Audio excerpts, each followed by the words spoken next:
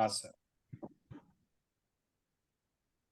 संकेत के सतसर बॉल पिछले कई दिनों से या क्लासों में चल रहे हैं। अब ये तो समझ में आता है कि संकेत क्या होती है, हम अच्छी तरह समझते हैं। पूर्वाचार्यों ने भी संकेत सुरक्षित रहे, इसके लिए ही ये सतसर बॉल बनाए, विशुद्ध बनी रहे, दूषित न हो, और संसार में रहते हुए भी हम कैसे इस पर दृढ़ रह सकते हैं, ये बात समझाने के लिए ही सतसर बॉल की रचना हुई। चलते हुए हम आगार पे आ रहे थे। आगार 6 होते हैं कि कई बार ऐसी समस्याएं आ जाती हैं कि संसार में नहीं चाहते हुए भी हमें कुछ कार्य ऐसे करने पड़ सकते हैं, क्योंकि कुछ कमजोरी की वजह से, खुद की कमजोरी होती है, इसीलिए वो कुछ न कुछ रास्ता निकालता है। तो उन आगारों के साथ भी वो व्यक्ति अपनी संकेत को सुरक्षित तो रख सकता है, क्योंकि सुरक्षित संकेत भंग नहीं होती उसकी, क्योंकि वो बात समझता है। थोड़ा बहुत कभी दूषित हो जाती है या उस पर कुछ कालीमा लग जाती है, तो उसका प्रायश्चित वगैरह करके शुद्धिकरण कर लेता है। तो इस प्रकार हम आगारों के बारे में चर्चा करते हैं। तो राज्य अभियोग और घन अभियोग तो हमने समझ लिए थे, शायद बल अभियोग का भी विषय चल रही थी बात। तो बल अभियोग का मतलब होता है कि कदाचित कोई विशेष बलवान व्यक्ति हो, चाहे वो धन बली हो या जन बली हो, तन बली हो या विद्या बली हो, कई बार सम्यक्ति को सम्यक के विरुद्ध आचरण करने को विवश कर देता है। जैसे मान लो अभी कई व्यक्ति ऐसे होते हैं जो धर्म आराधना करते हैं, भगवान की आज्ञा के अनुसार चलते हैं, किंतु आर्थिक स्थिति कमजोर होती है तो वो किसी से पैसा उधार लाते हैं। अब ऐसे व्यक्ति से भी पैसा उधार कई बार ले आते हैं जो सधर्मी ना हो, तो कई बार उसके साथ भी हमें जाने का मजबूर होना पड़ जाता है। वो जैसा कहे वैसा करने के लिए मजबूर होना पड़ जाता है, क्योंकि उससे हमने पैसा उधार लिए और इसलिए ऐसा आचरण करना पड़ जाता है। फिर भी उस सम्यक्त भंग नहीं हो, क्योंकि ये मन में बात समझता है, किंतु उसके आचरण से कभी कभी सम्यक्त दूषित हो सकता है। इस प्रकार बल अभियोग भी एक आगार है। आई बात समझ में?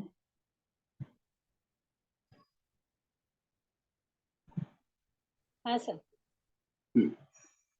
तो ऐसा आचरण करने के बाद सम्यक्ति उसके जोर जुल्म से भयभीत तो होता है, किंतु पश्चाताप के साथ आचरण करता है, इसलिए उसका सम्यक्त भंग नहीं होता। ये होता है बल अभियोग। ऐसे कई कारण होते हैं जीवन में, संसार में चलते रहते हैं, इससे वो व्यक्ति गलत आचरण भी कर ले, किंतु मन में सारी चीजें समझता है। इसलिए इस बल अभियोग के आगार के साथ में व्यक्ति अपना आचरण करता है, फिर भी उसका सम्यक्त भंग नहीं। बात समझ में आ रही? अब है सुरा अभियोग। सुर बोलते हैं देव कि कदाचित कोई देव कभी कभी किसी सम्यक्ति को नाना प्रकार की धमकियां देकर, उसके जान माल या परिवार को नष्ट करने का डर बताकर सम्यक्ति के विरुद्ध आचरण करने को कहे, और सम्यक्ति उसके डर से खिन्न मन से वैसा कार्य करे, तो भी सम्यक्त भंग नहीं होता, दोष लगने की संभावना तो बनी रहे, लग भी सकता। तो कई बार ऐसा प्रसंग भी आ जाती है जीवन में, डर, देवता का डर रहता है, तो ऐसा नहीं करेंगे तो ऐसा हो जाएगा। घर के भी कई देवता होते हैं, वो बोलते रहते हैं तो हमें कभी याद करो, नहीं करोगे तो फिर क्या करोगे, ऐसा। तो इस तरीके से हमें ये सुर अभियोग का आकार आचार्यों ने बताया। आई बात समझ में सर?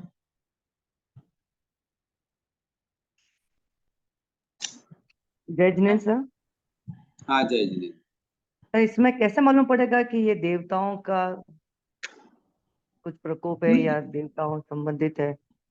जैसे हाँ, किससे संबंधित? भाई देवताओं का ही है, ये कैसे अपने को जजमेंट कैसे कर पाएंगे अपन? नहीं, ऐसा ऐसा ऐसा ऐसा ऐसा इसलिए है कि जैसे मान लो कई बार घर में भी देवी देवता आते हैं, घर के देवी देवता आते हैं कि नहीं आते? जो भाव आते हैं उनको बोलते हैं क्या? वो जो भाव आते हैं कहते हैं कि हाँ, भगवान आए वो जो उनको। घर में आते हैं ना, जो बोलते हैं कि मैं घर के आराध्य होते हैं या ऐसा कोई घर के देव होते हैं, एक तो वो, एक दूसरा हम्म धर्म आराधन करते हुए भी ऐसा होता है, जैसे कामदेव श्रावक को आया हम्म। तो वो तो दृढ़ रहे, डिगे नहीं।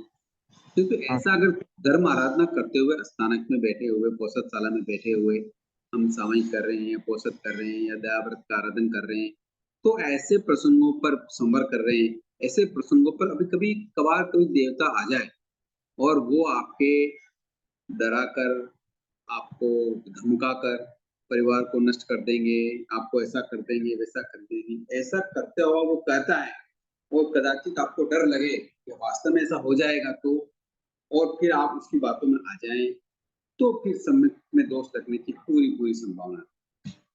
हम तो नहीं होता है क्योंकि बात आप समझते हैं, तो इस हाँ सर, प्रकार देवता का प्रसंग बनता ठीक सर। है। और कोई प्रश्न?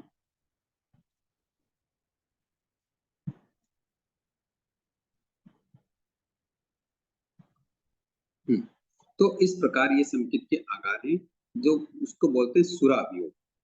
फिर है वृत्त कांता। वृत्त कांतार को इस रूप में समझना चाहिए कि जैसे कई बार बिजनेस करते हुए, आजीविका करते हुए, जिसको आजीविका कहते हैं, आजीविका करते हुए, आजीविका करते हुए हमारा निर्वाह नहीं होता है, बहुत तकलीफ में जीते हैं, खर्चा नहीं निकलता, कई बार भूखमरी आ जाती है। ऐसी कठिन परिस्थितियों में अगर कई बार मर्यादा को छोड़ना पड़े, सम्यक की मर्यादा को छोड़ना पड़े, तो भी सम्यक में विवश होकर ऐसा कार्य करता है। इस विपरीत कार्य को करते हुए उसे सम्यक में भंग तो नहीं होता, किंतु दोष लग सकता है। इसलिए इसको वृत्ति कांतार कहते हैं।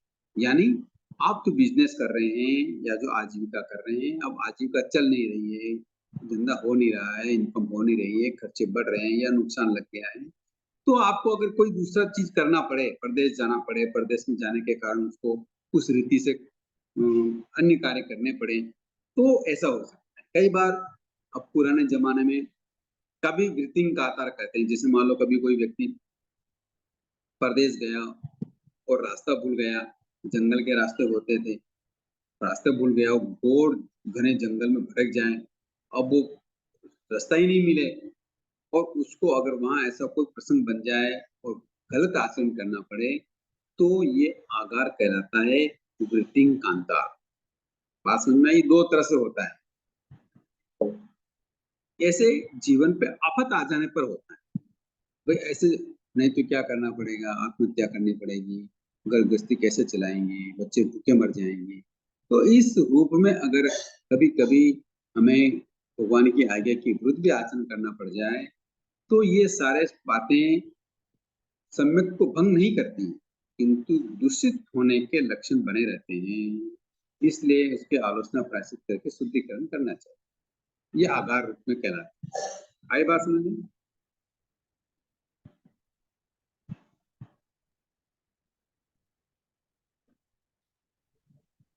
हाँ सर। आवाज नहीं आ रही? हाँ सर। हाँ जी। तो इस रूप में ये आगार होता है। एक आगार और रह गया है, गुरु निग्रह। गुरु निग्रह का मतलब होता है कि कभी कभी क्या होता है, घर में माता पिता होते हैं, ज्येष्ठ होते हैं, कोई बहुमाननीय महापुरुष किन्हीं संयोगों से या किन्हीं कारणों से लेकर सम्यक के विरुद्ध आचरण करना पड़ जाए, या सम्यक्ति को ऐसा कोई कार्य करना पड़ जाए, तो भी वो सम्यक में दोष नहीं लगता। कई बार ऐसा भी होता है कि कोई मिथ्या दृष्टि पुरुष भी हमारे धर्म सभा में आ जाता है, या कभी कभी वो हमारे देवगुरु धर्म की प्रशंसा भी कर देता है, या ऐसा कभी प्रसंग बन जाता है तो हमें उसका बहुमान भी करना पड़ जाए, सम्मान करना पड़ जाए, उसका आचरण आदर आदर करना पड़ जाए। या फिर कभी कभी क्या होता है कि ऐसा भी हो सकता है कि कभी कभी ऐसे प्रसंग बन जाते हैं कि हमें अगर थोड़ा सा झुकने से धर्म का अधिक लाभ होता हो, तो व्यक्ति ऐसा भी करने के लिए तैयार हो जाए। तो मेरे धर्म की क्या होगी, प्रचार होगा, प्रसार होगा, अधिक लाभ मिलेगा, तो ऐसा करके भी वो अपने सम्यक को दूषित कर सकता है। भंग तो नहीं होता, किंतु बात वो समझता है। तो ऐसे 3-4 कारण से अगर और भी कई कार्य करने पड़ जाएं तो उसको बोलते हैं गुरु निग्रह। इस प्रकार वो उस व्यक्ति के सम्यक में दोष तो लग सकता है, किंतु उसका सम्यक भंग नहीं होता। किंतु ये जितने भी आगार बताए हैं, ये सारे आगार उन सम्यक्तियों के लिए नहीं है जो शूरवीर हैं, धीर गंभीर हैं, दृढ़ साहसी हैं।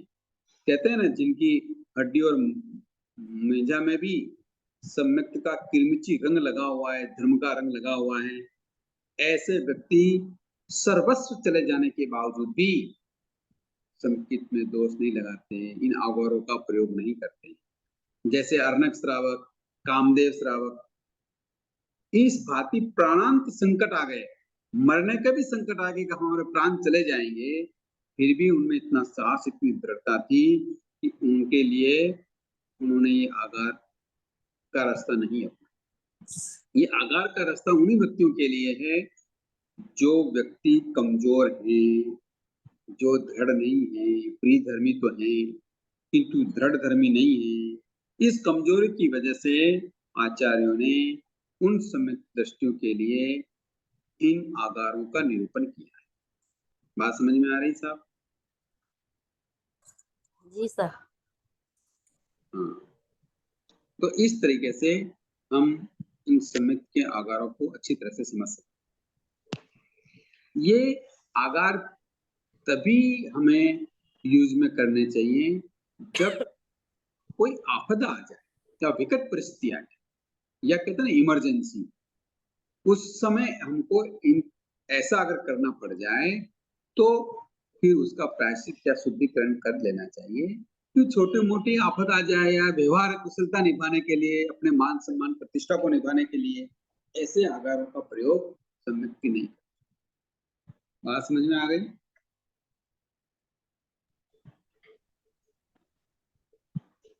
गुरुजी एक क्वेश्चन था। हम्म।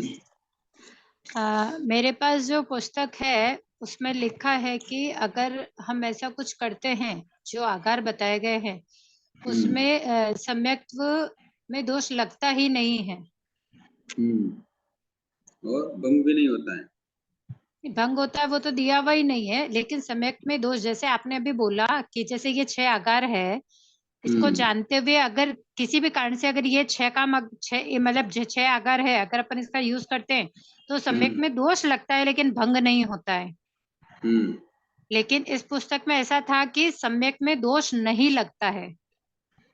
अब मेरे पास जो पुस्तक है उसमें लिखा है कि दोष लगता है किंतु भंग नहीं होता। मैंने भी मतलब अब तक सारी बुक्स में यही पढ़ा है।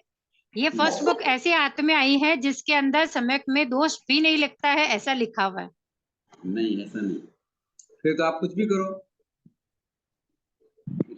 करो, ना जी। ऐसा नहीं चलता।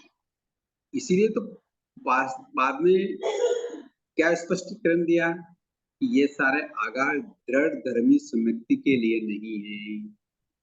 दृढ़ धर्मी सम्यक्ति तो प्राणांत कष्ट आ जाए तो भी इन आगारों का उपयोग नहीं करता। मरना मंजूर, सर्वस्व स्वीकार है उसको, सब कुछ बर्बादी उसको स्वीकार है, किंतु अपना सम्यक रत्न खोने के लिए वो तैयार नहीं। तो जो कमजोर व्यक्ति हैं, जो मजबूत नहीं है, अगर वो इन आगारों का उपयोग करते हैं तो दोष की पूरी पूरी संभावना है।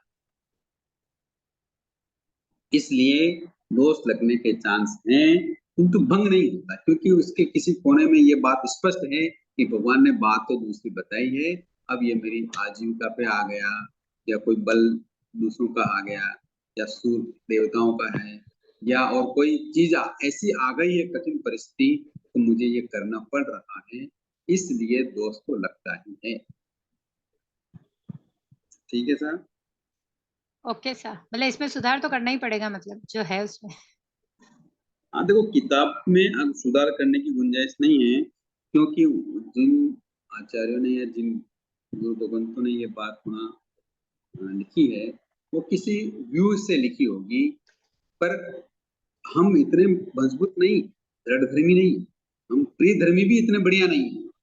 बात समझ रहे हैं आप मेरी? जी। प्रियधर्मी भी इतने बढ़िया नहीं है, इसलिए संकित में दोष लगने की तो संभावना मुझे तो आज के परिप्रेक्ष्य में लगती ही है। हाँ सर।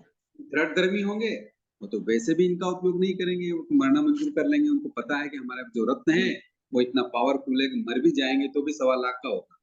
अभी तो लाख ही बटेंगे, जिंदे जी तो लाख बटेंगे और मर गए तो 1.25 लाख बटेंगे, इसलिए वो तो इसकी परवाह करते ही नहीं। समझ गए बात? हाँ सर। अब नया और कोई प्रश्न तो कर लो, कि नया एक टॉपिक आएगा। और कोई क्वेश्चन?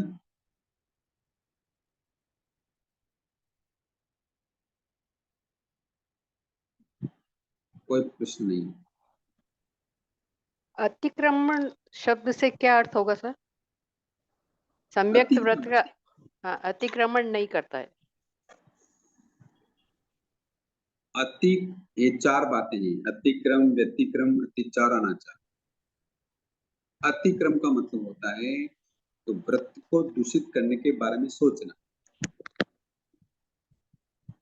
और व्रत को भंग कर देना अनाचार। बात समझ में आया? नहीं, जैसे आशा जी ने बोला ना कि वैसा लिखा हुआ, तो मेरे पास जो बुक है उसमें लिखा है सम्यक्त व्रत का अतिक्रमण नहीं करता है। अतिक्रम नहीं करता है मतलब वो दोष नहीं लगता है अतिक्रमण। इसमें। हाँ, अतिक्रमण ना, हाँ हाँ, अतिक्रम वो बात वही होगी, दोष नहीं लगता है। ठीक। ऐसे ही बात लिखी है, किंतु मतलब वो विचार ही नहीं करता उस विषय में। किस विषय में? मतलब जैसे सम्यक्त में दोष लगे वैसा विचार ही नहीं करता, वही अतिक्रम हुआ ना? नहीं, विचार करता है। देखो, अतिक्रम व्यतिक्रम सम्यक के बारे में नहीं, व्रतों के बारे में आया हुआ है। नहीं, अतिक्रम नहीं, ऐसा अतिक्रमण है। अतिक्रमण, हाँ सर। अतिक्रमण, अच्छा, अतिक्रमण नहीं करता है। हाँ, हाँ, अतिक्रम कह दो या अतिक्रमण कह दो, बात तो वही है।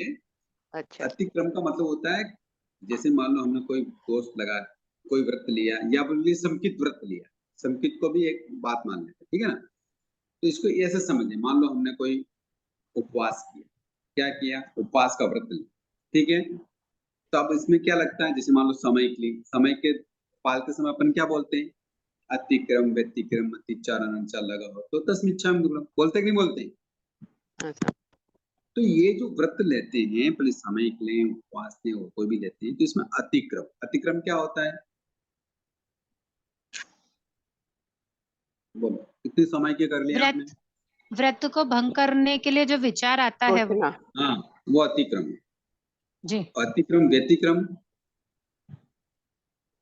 उसके लिए रेडी होना। हाँ उसके लिए रेडी होना। हाँ, और अतिक्रम, व्यतिक्रम, अतिचार, सारा सामान इकट्ठा करके तैयारी। हाँ, और अनाचार भंग कर देना। जी। तो आप बात समझ रहे हैं? तो वहां पहला पॉइंट ही नहीं मान रहे हो। बात समझ में आ रही है? सम्यकित के अतिक्रमण भी नहीं होता, मेहता जी। हाँ सर। तो वो बात भी, वो जो कह रहे हैं, मैं इस बात से थोड़ा सा सहमत नहीं, क्योंकि हम इतने परिपक्व नहीं हैं, और जो दृढ़धर्मी हैं वो तो परवाह करते ही नहीं आधारों की, इसलिए व्रत दूषित होने के चांस बने रहते। कहीं न कहीं हमारे मन में ये आ जाता है कि चलो ठीक है, कर लेते, और हम भगवान की आज्ञा को भूल जाते हैं। इसलिए मेरे पास जो पुरानी किताबें हैं, या और भी मैंने जब सुना है या मैं महसूस करता हूँ, तो मुझे तो ऐसे ही महसूस होता है कि हमारा व्रत दूषित तो हो सकता है। दूषित है ही नहीं हो तो फिर ये आगार की बात ही करने का क्या मतलब हुआ? आगार बताए क्यों, जब दूषित भी नहीं हो रहा है और व्रत भंग भी नहीं हो रहा है, फिर बताने की तो बात ही नहीं होगी। पर बताया कि भाई ऐसे ऐसे जीवन में संकट आते हैं, आ सकते हैं, तो ऐसे ऐसे संकट आ सकते हैं, तो अगर उसके विरुद्ध आचरण किया है तो फिर दूषित होने की संभावना तो प्रबल बनी रहती है, और दूषित हो भी सकते हैं, किंतु भंग नहीं होता, क्योंकि ये बात को समझता है कि मेरी ये मजबूरी है, मैं चाहता तो नहीं हूँ, अगर ऐसा संकट नहीं आता तो मैं ये नहीं करता, पर अब मेरी परिस्थिति ऐसी है, मैं इतना बलशाली भी नहीं हूँ या इतना दृढ़धर्मी नहीं हूँ कि मैं इसको प्राण तक संकट सहन कर लूं, ऐसा मैं नहीं हूँ। इसलिए फिर वो आगार का उपयोग कर लेता है, तो दोष तो लगता है, लगने की पूरी संभावना, मैं ऐसे ही बोलता हूँ, पूरी संभावना लगता ही है, निश्चयकारी भी मैं नहीं बोलता, किंतु लगने की पूरी संभावना है। इसलिए हमें संकित में ऐसा करते हुए आलोचना तो करनी ही चाहिए। ठीक है सर। अच्छा ये बताओ, ऐसा कभी कोई कार्य हुआ, कभी आलोचना की क्या आप लोगों ने, या ऐसा कार्य हुआ ही नहीं?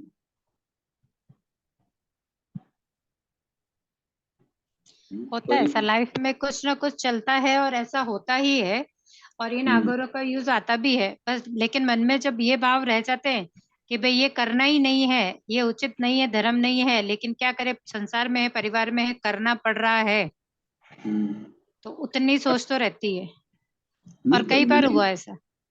ऐसा हुआ, मैं ये, मेरा प्रश्न तो ये था कि इसकी आलोचना की क्या कभी? नहीं सर, जी। कभी नहीं करी। नहीं करी। तो कई बार हम इतना प्रेशर नहीं होता है, हम उससे बच भी सकते थे, किंतु लोक लाज मान सम्मान की दृष्टि से भी हमने वो कार्य किए, तो हमें उनकी आलोचना तो करनी ही चाहिए। करेंगे तभी हमारी शुद्धि बनी रहेगी, अन्यथा एक बार क्या होता है कि नाली के मुंह में अगर कोई कचरा आ जाता है, नाली के अंदर कोई कचरा आ जाता है ना, थोड़ा सा कचरा आता है, किंतु पानी तो बहता ही रहता है, पानी रुकता नहीं है, किंतु एक आज थोड़ा कचरा आया, फिर कल थोड़ा और कचरा आया, फिर थोड़ा और कचरा आया, फिर थोड़ा और कचरा आया, तो क्या होगा? जाम हो जाएगा। नाली जाम हो जाएगी। फर्स्ट में जो कचरा आया वो दिखाई नहीं देता, क्योंकि पानी बह रहा है आराम से, कोई दिक्कत ही नहीं आ रही है। दूसरे दिन भी कोई दिक्कत नहीं, तीसरे दिन भी कोई दिक्कत नहीं, चौथे दिन भी कोई दिक्कत नहीं, किंतु पानी रिटर्न होने लग गया, घर में वापस रिटर्न आने लग गया, तब पता लगा रही है क्या हो रहा है, कहाँ कहाँ पानी रुक रहा है। समझ में आया बात मेरी? यही बात समझ में। इस तरीके से हम अपने व्रतों के जो दूषित हुए हैं उनकी आलोचना नहीं करते हैं, तो जैसे वो पानी का गंदगी रुक जाती है, गंदगी इकट्ठी होने लग जाती है, उसी तरह से हमारे आत्मा में भी व्रत दूषित होते रहते हैं, और एक दिन कचरे का ढेर लग जाता है। समझ में आया? आलोचना कैसे करनी सर? गुरु के सामने बताना कि मेरे से ये कार्य हो गया, मुझे नहीं करना था, और बता दिया, तो गुरु जो भी आलोचना प्रायश्चित दे वो ग्रहण कर लो। बताना ही आलोचना है, जैसा हुआ वैसा बताना।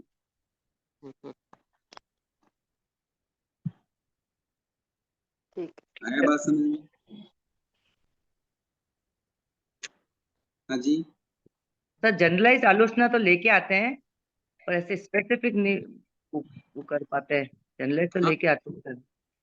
नहीं यूं आलोचना तो आप प्रतिक्रमण करते हैं तब भी हो जाती है। बस ऐसा आपके पास करके साल भर की लेके तो आते हैं सर, कि भाई साल भर की आलोचना, पर वो स्पेसिफिक पॉइंट्स डिस्क्राइब नहीं कर पाते हैं। पर्टिकुलर करना चाहिए, कभी कभी पर्टिकुलर जब गलतियां हो जाती है तो पर्टिकुलर आलोचना करनी चाहिए, आलोचना ही करनी चाहिए। यूं स्वभाव से हो जाती है तो वो प्रतिक्रमण आदि में तो हो ही जाती है। हाँ सर। आया बात समझ में? हाँ सर। तो इस तरीके से ये आगार होते हैं। आगारों को अच्छी तरह से हमने समझ लिया है, मैं ऐसा मानता हूँ, और आपका कोई डाउट नहीं रहा होगा। Okay sir?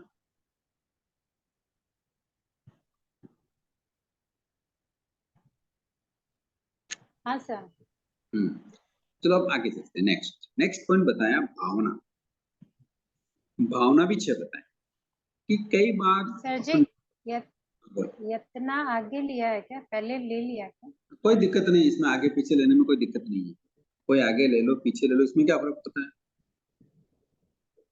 इसमें कोई फर्क नहीं पड़ता है। मेरे पास जो पुस्तक है, अब भावना आई है, इतना तो कर दिया हमने कई बार, आप थे ही नहीं। हाँ वही पूछा था कि भाई हो गया क्या पहले। इसमें कोई दिक्कत नहीं, कई बार कोई बोल आगे आ रहा है या पीछे आ रहा है तो इसमें कोई फर्क तो नहीं पड़ रहा है क्या? इसमें क्या फर्क पड़ता है? इसमें कोई फर्क नहीं होगा, प्रत्येक में थोड़ी है क्या? किसी ने पहले बता दिया, किसी ने बाद में बता दिया, कोई दिक्कत नहीं, बात तो वही है ना। Okay sir. हाँ सर। अब है भावना छह। भावना छह का मतलब होता है, भावना का मतलब होता है कि विचार, परिणाम कैसे होगा, कि कोई भी कार्य हम करते हैं तो उसकी सिद्धि के लिए, उसकी वो सफल हो जाए उसके लिए भावना बहुत जरूरी होती है, प्रबलता होती है। संस्कृत में एक बात भी आती है कि जैसे यादृशी भावना जैस सिद्धिर्भवति त्रादृशी, मतलब जैसी आपकी भावना होगी वैसे आपकी सिद्धि सफलता मिल जाएगी। तो इसी तरह से फल मिलता है कि भावना को सुधारने के लिए, कि भावना हमारी अच्छी बनी रहे, विशुद्ध बनी रहे और उसमें कोई मलिनता न आए, इसके लिए आचार्यों ने 6 बातें बताई। पहली बात है कि जैसे सम्यक रूपी वृक्ष का मूल क्या है, सम्यक रूपी धर्म रूपी, मतलब सॉरी, सम्यक धर्म रूपी वृक्ष का मूल है, क्या है? सम्यक जो है ना, ये भावना बताएं कि हमें ये पता रहना चाहिए कि जैसे वृक्ष कब मजबूत बना रहता है, बोलिए। जड़ मजबूत होगी, जड़ मजबूत हो, उसका मूल मजबूत हो तो वृक्ष भी मजबूत रहता है। तो वो वायु आदि का कोई भी उपद्रव होने पर उखड़ता नहीं, वह शाखा प्रशाखा पत्र पुष्प फल आदि से संपन्न होकर सुशोभित होता है। अन्य के ताप से हरण कर छाया भी प्रदान करता है, जो गर्मी होती है उस ताप को हरण करके दूसरों को छाया भी देता है। इसी तरह यदि सम्यक दृढ़ होता है तो वह मिथ्यात्व की वायु से उखड़ नहीं सकता, वह अचल बना रहता है। उसमें शांति रूपी शाखाएं लगने से वो विशाल बन जाता है। और दया रूप पात्रों की छाया, सद्गुण रूपी पुष्प और निरामय सुख रूप उसके फल लगते हैं। वह संसार के ताप को शांत करता है और निर्वाण की छाया प्रदान करता है। बात समझ में आ रही है?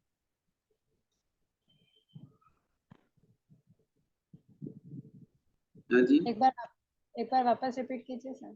हाँ देखो, पहली भावना है कि सम्यक धर्म रूपी वृक्ष का मूल है।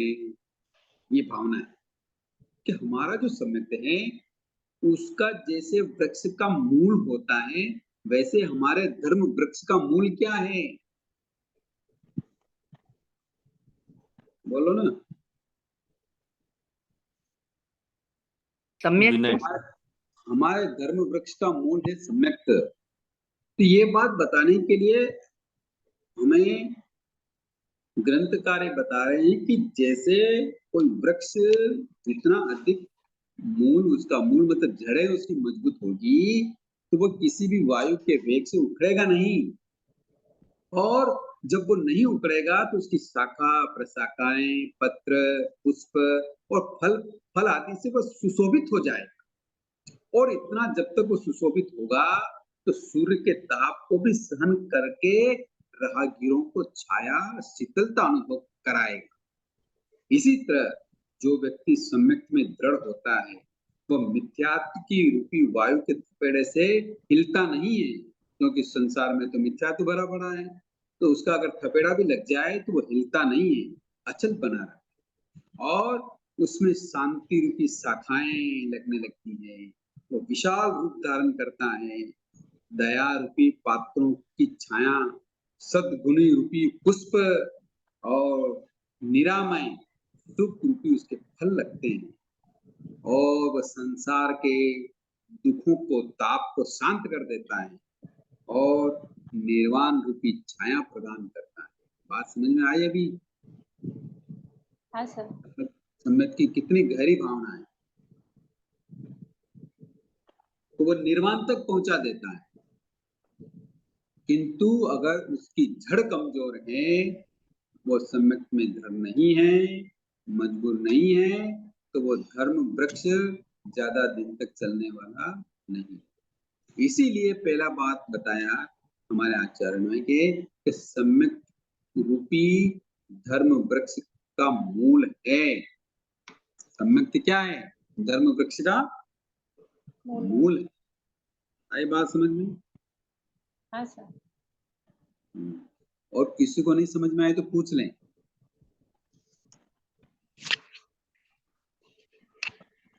हाँ सर।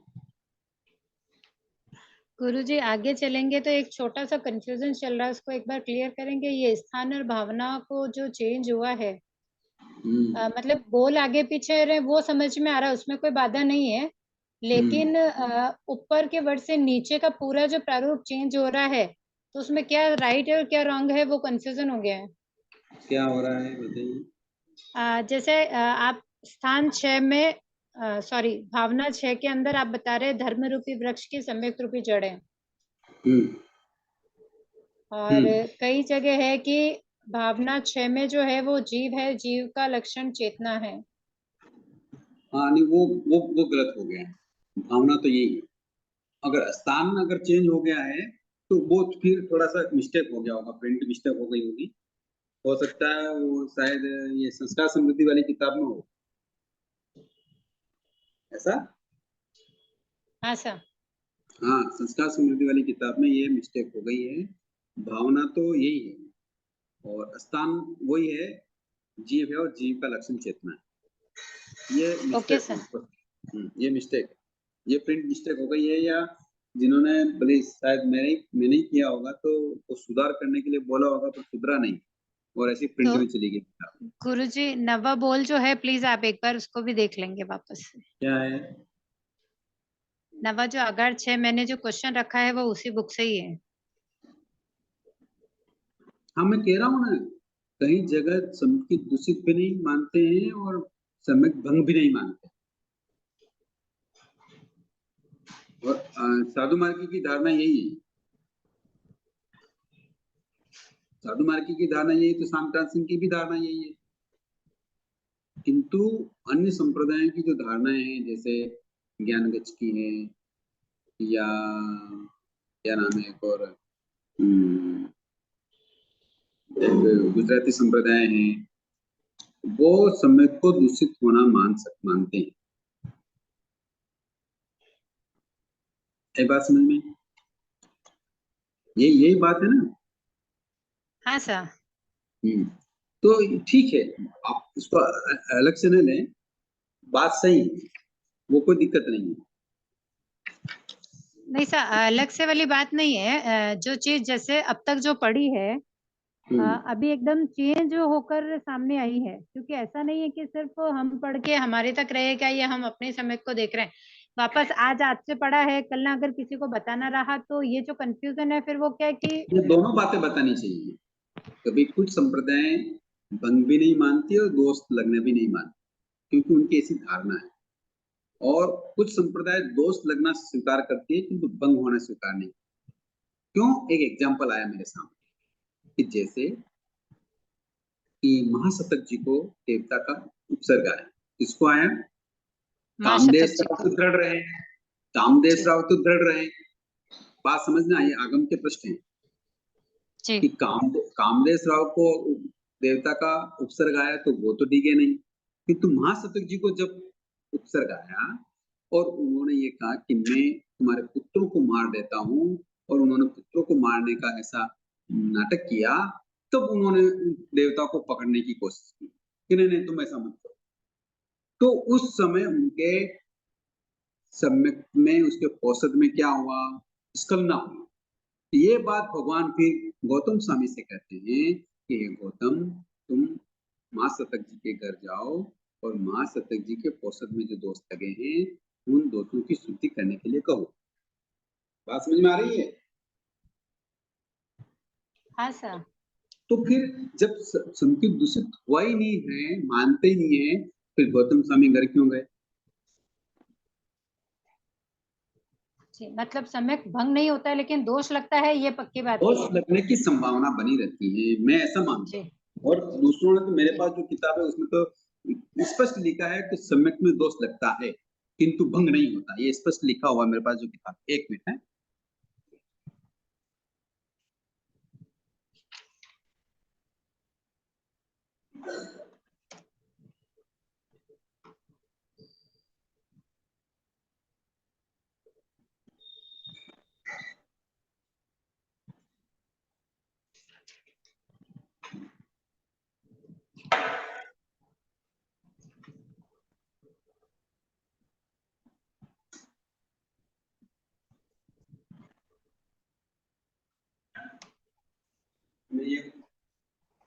मैं ये उपासक दशांग सूत्र ही लेने गया था,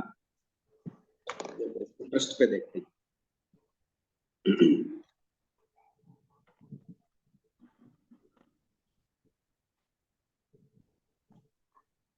जैन तत्व प्रकाश में भी भावना 6 है पहले।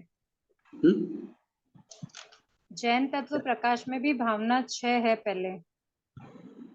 हाँ, तो कोई दिक्कत नहीं है, तो आगे पीछे तो कोई खास बात नहीं रहेगा उसमें। सुन सकते हो।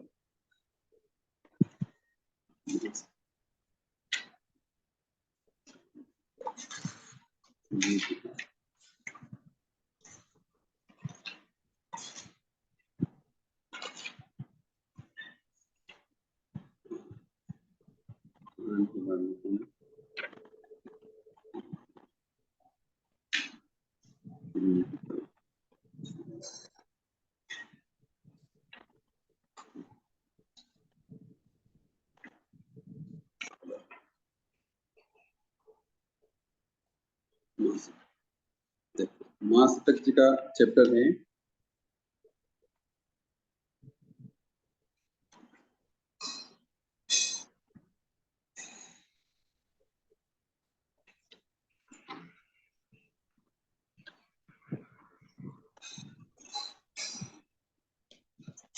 क्या लिखा है कि भगवान गौतम को पदार्थ देखकर महासतक श्रवणोपासक का चित्त प्रीति से भर गया, हर्षित हुआ और उसने प्रसन्न होकर भगवान गौतम स्वामी को वंदन नमस्कार किया। तब गौतम स्वामी ने महासतक से फरमाया कि हे महासतक, श्रमण भगवान महावीर स्वामी इस प्रकार आख्यान करते हैं, भाषण करते हैं, विशेष कथन करते हैं, प्रोपना करते हैं कि सलेखना संतारा किया हुआ श्रावक को सत्य होते हुए भी अप्रिय वचन बोलना नहीं गलता। तुम रेवती गादापति को सत्य किंतु अप्रिय वचन कहे, अतः हे देवानुप्रिय उस दोष की आलोचना प्रतिक्वन कर प्रायश्चित करके शुद्धिकरण करो। यहाँ देवता की बात नहीं आई थी, रेवती उनकी पत्नी के लिए बात आई थी। तो इस प्रकार यहाँ उसकी शुद्धिकरण के लिए भी बात आई।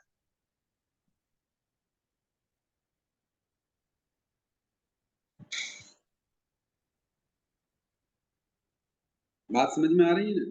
इसका स्पष्टीकरण कल और मैं आपको एक मेरे पास बुक है उसमें देख के बता दूंगा कि कैसे हम इसको और अच्छा से समझ सकते। अब ये दोनों तरह की धारणाएं हैं, तो दोनों तरह के अपने अपने तर्क हैं।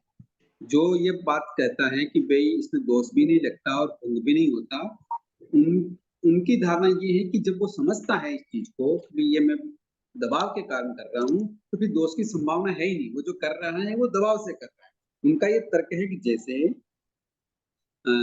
सैनिक महाराज का उदाहरण दे सकते हैं कि जैसे मान लो कि कपिला दासी को कहा कि तुम क्या करो, दान दो, पता है ना ऐसा? तो कपिला दासी अगर दान देती है तो भी वो दान कहलाता नहीं, क्योंकि उसने उसकी मर्जी से नहीं दिया। तो इस प्रकार ये तर्क कहते हैं कि बीजे ये जो आगार सहित कार्य कर रहे हैं, सम्यक के विरुद्ध कार्य कर रहे हैं, तो ये अपनी मर्जी से नहीं करते, इसलिए इनको दोष भी नहीं लगता और भंग भी नहीं होता।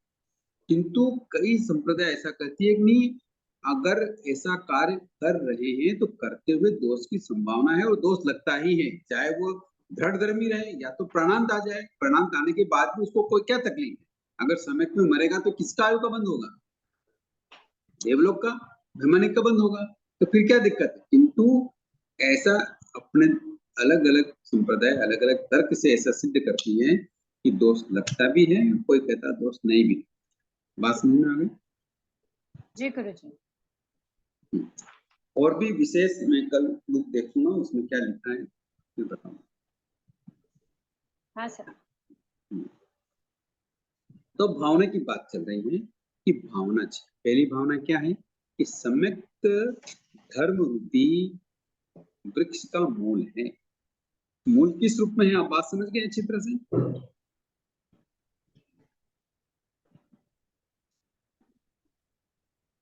कि जैसे वृक्ष अगर उसका मूल कमजोर है तो वो क्या हो जाए, उखड़ जाएगा।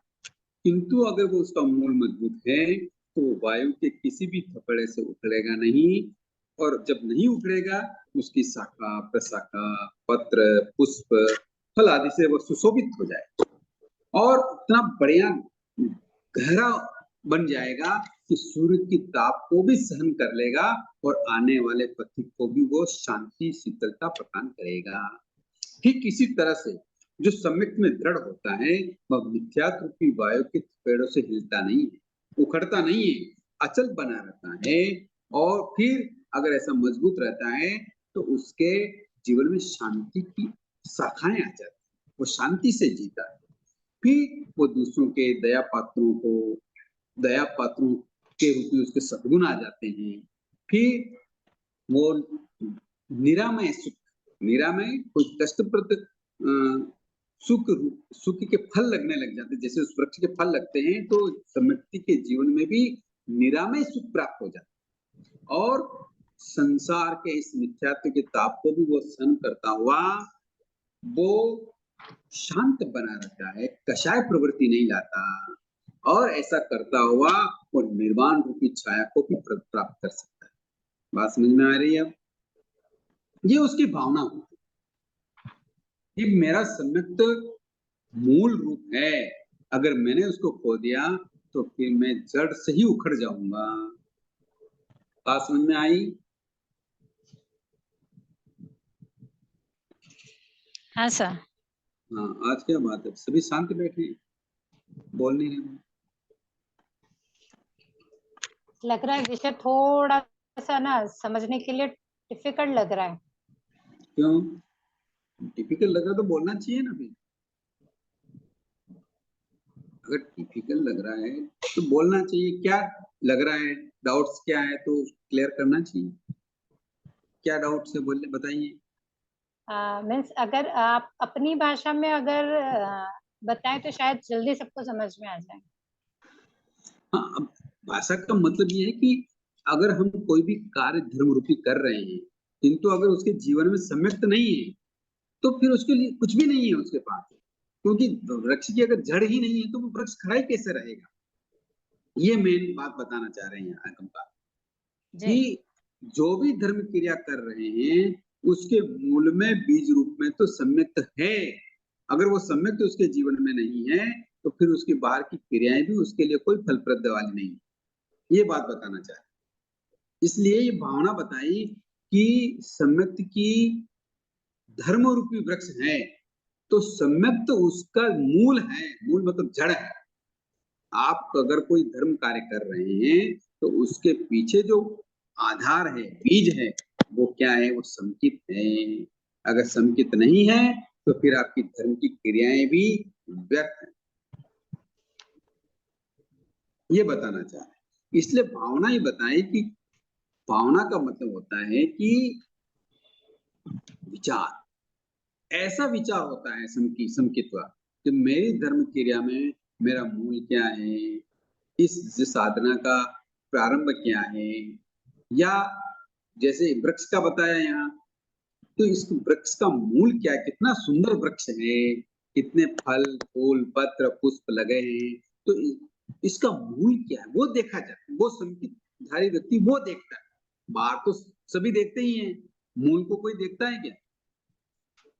मूल की कोई प्रशंसा नहीं करता, कोई देखता नहीं है, किंतु संकित वाला प्राणी ऐसा सोचता है कि इसका मूल जो है वो जड़ है।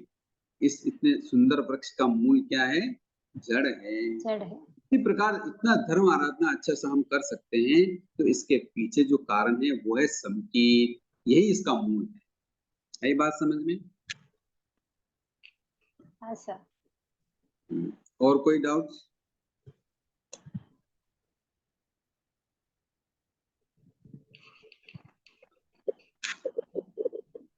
और बोलिए साहब।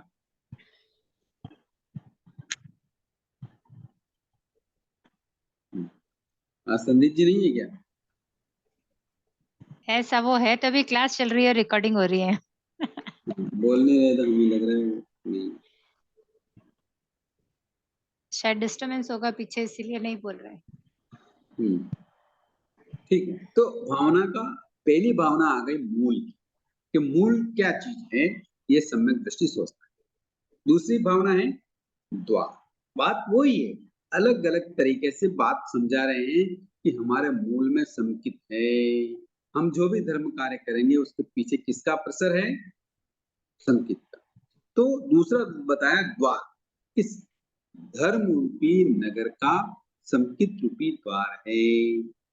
अगर नगर बना लिया और उसके अंदर द्वार नहीं है तो क्या होगा? तो क्या होगा?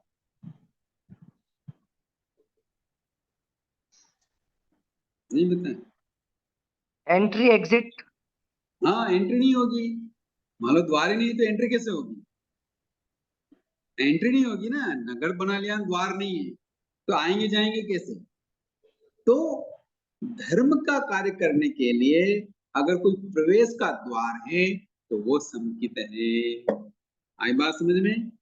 कि जैसे किसी नगर में प्रवेश के लिए जो द्वार आवश्यक होता है, द्वार के द्वारा नगर में प्रवेश कर इच्छित वस्तु प्राप्त की जा सकती है, वैसे ही सम्यक रूपी द्वार से धर्म रूपी नगर में प्रवेश कर सकते हैं।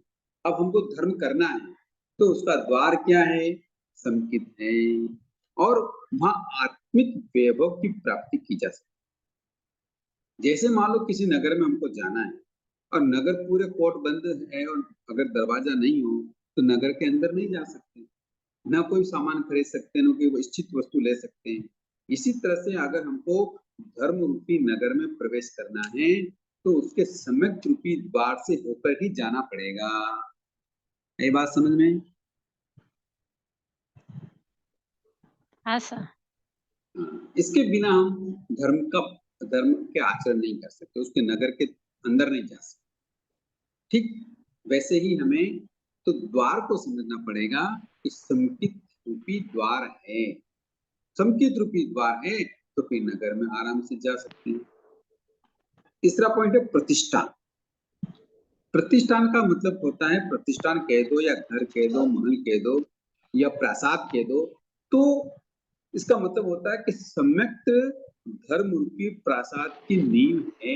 मान लो कोई भवन बनाया, कोई महल बनाया, कोई प्रासाद बनाया, तो उसके मूल में जो नींव है वो धर्म की भी नींव क्या है? संकित है। मान लो धर्म रूपी हमने महल बनाया, तो उस धर्म रूपी महल की जो नींव है वो क्या, कौन है?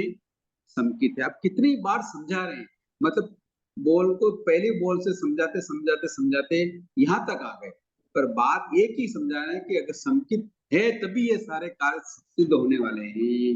अगर संकित नहीं है तो फिर ये कार्य जो हम कर रहे हैं धर्म रूपी वो सिद्ध होने वाला नहीं है। तो यहाँ तक आ गए और भावना में चले गए कि कैसी भावना होती है कि जो महल हम देख रहे हैं उस महल के नींव में जो चीज लगी हुई है उसके कारण से ये भवन खड़ा है। उसी प्रकार हमारी जो धर्म आराधना जो दिखाई दे रही है वो अगर संकित रूपी नींव नहीं हो तो ये धर्म आराधना बिखरते देर नहीं लगेगी। यही बात समझ में?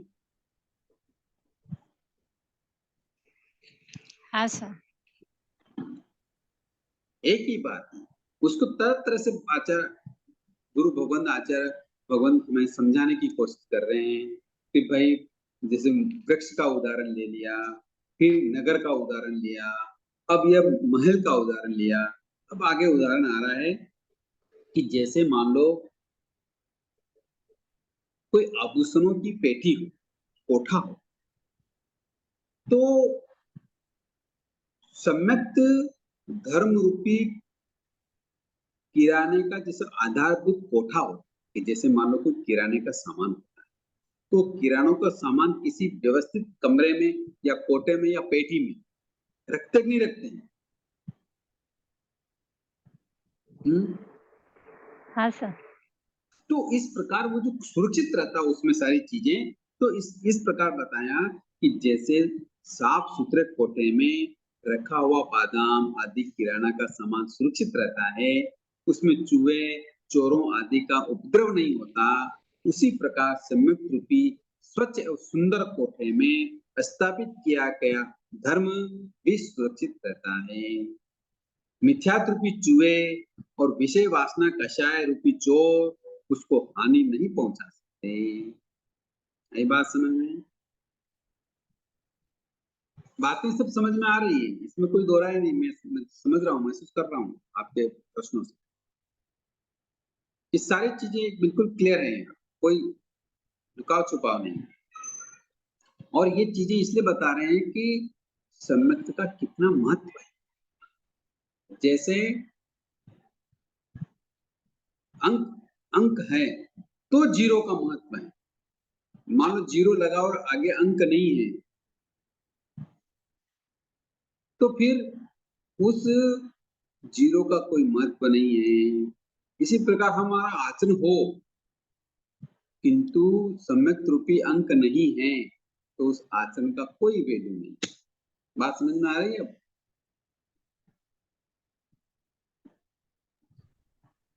हाँ सर। बहुत सारे हैं, आज तो 9 जने हैं, मीता जी हैं, अंजना जी हैं, प्रतिभा जी हैं। क्रिया ही रह जाएगी, जो भी आचरण करेंगे वो क्रिया ही रह जाएगी, अगर क्लियर सम्यक है जाए, उसका कोई वैल्यू नहीं, वैल्यू नहीं रहेगी। इसका कोई वैल्यू नहीं है। इसलिए ये बातें बार बार तरह तरह से तरीके से समझाई जा रही है कि भाई आप सम्यक को कम ना आंकें, उसके कार्य को, उसके कारण जो हमें जो लाभ होने वाला है उसको कम ना आंकें, उसका अधिक महत्व है। इसलिए ये बार बार तरह से ये बात समझाई जा रही है। इसलिए आगम प्रश्नों पर भी कई बार तथाकथित ऐसा शब्द आता है कि तथाकथित साधु, तथाकथित श्रावक, तथाकथित का मतलब भगवान ने जैसा बताया वैसा, सम्यक रूपी श्रावक, सम्यक रूपी साधु, ऐसा इस बात को हम गहराई से समझें कि सम्यक की कितनी महत्ता बनाई गई है, कितना इंपॉर्टेंस विषय है ये। तो इसके बिना हमारा ये आचरण केवल क्रिया रह जाए और उसका कोई फल नहीं मिलेगा। तो चौथी बात बताई कि जैसे साफ सुथरे कोठे में, कमरे में जैसे बादाम आदि किराने का सामान सुरक्षित रहता है चूहों से, चोरों से, उसी प्रकार हम सुदृढ़ और स्वच्छ हमारे इस धर्म रूपी जीवन में जो किराना सुरक्षित रहता है, सम्यक जो जीवन सुरक्षित रहता है वो सम्यक के कारण रहता है, और उसके कारण से मिथ्या रूपी चूहे चोर ये उपद्रव भी नहीं होता। मेरी बात समझ में? आगे है आजन, मतलब भोजन, कि जैसे सम्यक धर्म रूपी भोजन का थाल है। थाल समझते हैं? थाली जिसमें हम भोजन करते हैं। अगर थाली नहीं हो तो भोजन करेंगे कैसे? सब्जी कहाँ रखेंगे, मिठाई कहाँ रखेंगे, नमकीन पूड़ी रोटी दाल वगैरह कहाँ रखेंगे? नीचे रखे तो खा नहीं सकते। तो जैसे वो थाल भोजन के लिए सुरक्षित जगह है, उसी लिए धर्म स्थल के लिए ये थाल रूपी संकित है। इसके बिना धर्म किया नहीं जा सकता। कि जैसे अच्छे भोजन तभी टिकते हैं जब आपका थाल सुरक्षित हो, अच्छा हो, और थाल अच्छा होगा तो भोजन भी अच्छा भी लगता है, सुशोभित भी होता है। वैसे ही धर्म रूपी रसायन सम्यक के थाल में स्थिर और सुशोभित होते हैं, तो टिके भी रहते हैं। जैसे एग्जाम्पल भी देते हैं कई बार गुरुजन आदि कि सीनी का जो दूध होता है वो स्वर्ण पात्र में ही टिकता है, इतना उसका प्रभाव होता है। अगर दूसरे पात्र में लेंगे तो वो पात्र तड़क जाएंगे, फूट जाएंगे। तो सोने के पात्र में ही सिहनी का दूध टिकता है, उसी प्रकार धर्म भी सम्यक रूपी थाल में ही टिकता है। आई बात समझ में सर? हाँ सर। और एक और लास्ट है कि निधि, कि जैसे धर्म रूपी अनमोल रत्न के लिए सम्यक रूपी मंजूषा मतलब पेटी, तिजोरी होती है। जैसे सम्यक तिजोरी होती है धर्म के लिए, वैसे ही जैसे रत्नों के लिए पेटी होती है, तिजोरी होती है, तो रत्न उसमें सुरक्षित रहते हैं। इस जैसे बहुमूल्य रत्न को सुरक्षित रखने के लिए संसार में तिजोरियां होती है, कपाट होते हैं, उनका उपयोग किया जाता है, वैसे ही सम्यक रूपी इस तिजोरी में धर्म रूपी रत्न सुरक्षित रहता है। अगर सम्यक नहीं है तो ये रत्न भी कोई न कोई चोर चोरी करके ले जाएगा। काम, क्रोध आदि ये जो धर्म चोर हैं, ये धर्म क्रिया रूप रत्न को चुरा ले जाएंगे। अगर सम्यक रूपी कपाट है, तिजोरी है, तो इनकी चोरी नहीं होगी। आई बात समझ?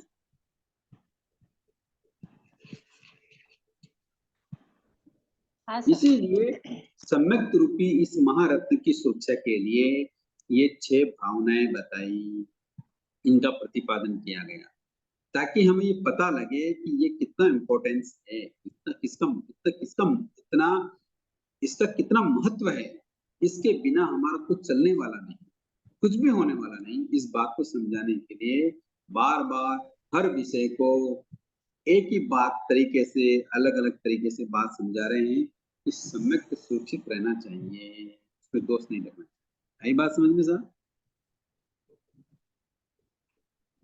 हाँ सर।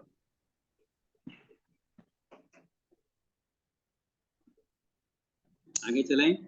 लास्ट स्थान आ गया, स्थान 6। स्थान का मतलब होता है कि संकित कहाँ ठहर सकता है, किस विचारधारा या किस मान्यता के होने पर संकित ठहर सकता है, ये बात बताई जा रही है कि अगर ये से विचार नहीं हो, ऐसी मान्यताएं नहीं हो, तो हमारा संकित ठहर नहीं सकता, रुक नहीं सकता। तो ये बात बता रहे हैं, उसको स्थान 6 के नाम से बता रहे हैं। तो पहला है कि जीव है और जीव का लक्षण चेतना है। अगर ये बात आपके समझ में आ गई कि जीव होता है, उसका लक्षण चेतना होता है, तभी वहां सम्यक ठहरेगा। जीव को कोई जीव माने ही नहीं, अजीव को जीव माने, या उसका लक्षण चेतना है या उपयोग उसका लक्षण है, ऐसा नहीं माने, तो वो संकित धारी नहीं होता, वहां संकित ठहरता ही नहीं। आ रही बात समझ में? क्योंकि जिस सैद्धांतिक सत्य मान्यता के होने पर ही संकित ठहरता है, उसको सम्यक का स्थान कहा कि वहीं उस स्थान पे संकित जाके रुकेगा। अगर वो सैद्धांतिक मान्यता को मानता ही नहीं है, तो फिर वो संकित धारी नहीं हो सकता, वहां संकित कर नहीं सकता। आ रही बात समझ में सर?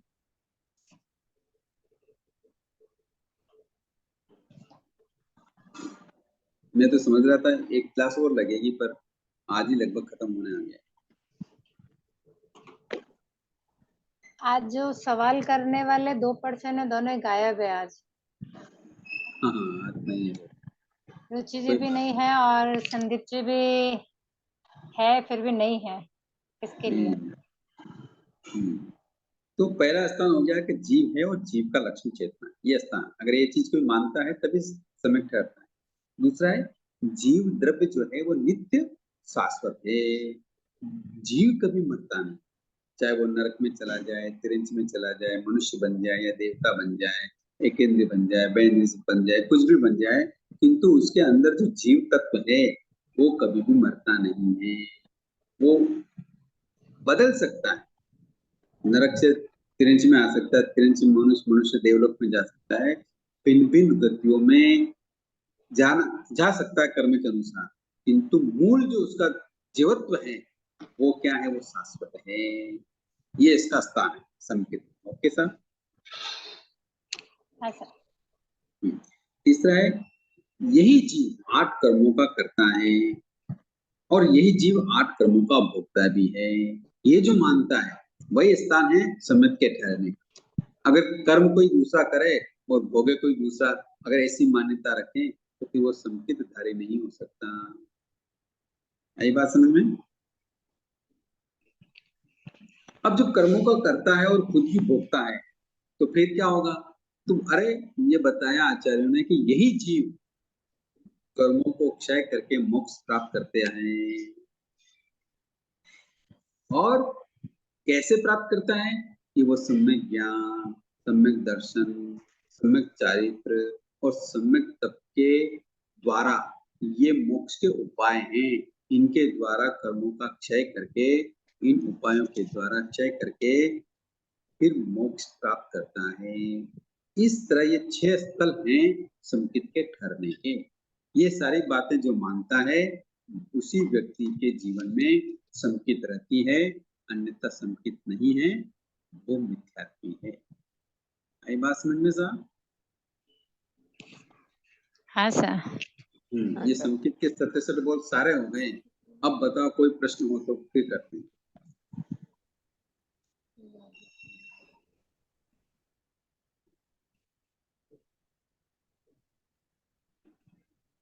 बोलिए।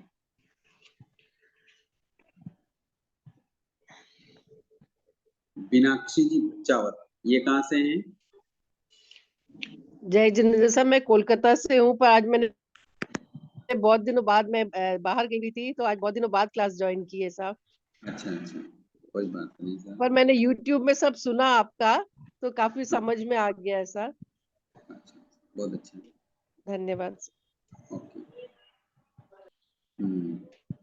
और ये बीजी करके आ रहे हैं, ये कहाँ से हैं? विजयलक्ष्मी जी चेन्नई से। अच्छा, ये चेन्नई से। जी। और तो प्रश्न करती हैं, जैसे अंजना जी करती हैं, मीता जी भी प्रश्न करते हैं, और मेहता जी भी हैं। तो और कोई प्रश्न हो तो बताइए। फिर आगे क्या क्लासें कौन से विषय पे रखना है, कोई डिस्कस हुआ है? नव तत्व। अच्छा, नव तत्व की बात है, ठीक है। क्योंकि पहले उसको ही समझते हैं तो शायद आगे फिर कुछ और करेंगे तो इजी हो जाएगा। कोई बात नहीं, नव तत्व तो करेंगे, वो भी बहुत अच्छी डिटेल क्लास है। उसमें पेन कॉपी लेके बैठना पड़ेगा। जी। हाँ, तो क्लास में जितने भी लोग हैं उनको कोई बाधा तो नहीं है, क्योंकि आज ये सेशन यहाँ वाले संस्कृत के 67 बोलियां समाप्त हो रहे हैं। अगर किसी का डाउट है तो भी 10 मिनट है अभी, तो इसको आज यही क्लियर कर लेते हैं, ताकि कल से नेक्स्ट और नई क्लास शुरू कर लें फिर। कोई बात नहीं, ठीक है। नेक्स्ट मतलब नव तत्व की क्लास चलेगी तो दूसरे डाउट्स भी पूछ सकते हैं, ऐसी कोई बात नहीं है। आपके जीवन से संबंधित भी अगर कोई डाउट्स आए तो पूछ सकते हैं, क्योंकि वहां अगर डाउट रहे तो फिर इन विषयों को समझने का भी कोई मतलब नहीं। डाउट्स तो रहना ही नहीं चाहिए जीवन धर्म के मामले में। तो कोई भी डाउट्स हो आप कभी भी पूछ सकते हैं, किंतु अभी अपने पास समय है तो और भी पूछा जा सकता है कि ये चीज है, कैसे हुई, क्या हुई, क्या करना चाहिए, कैसे करना चाहिए, तो वो तो पूछ सकते।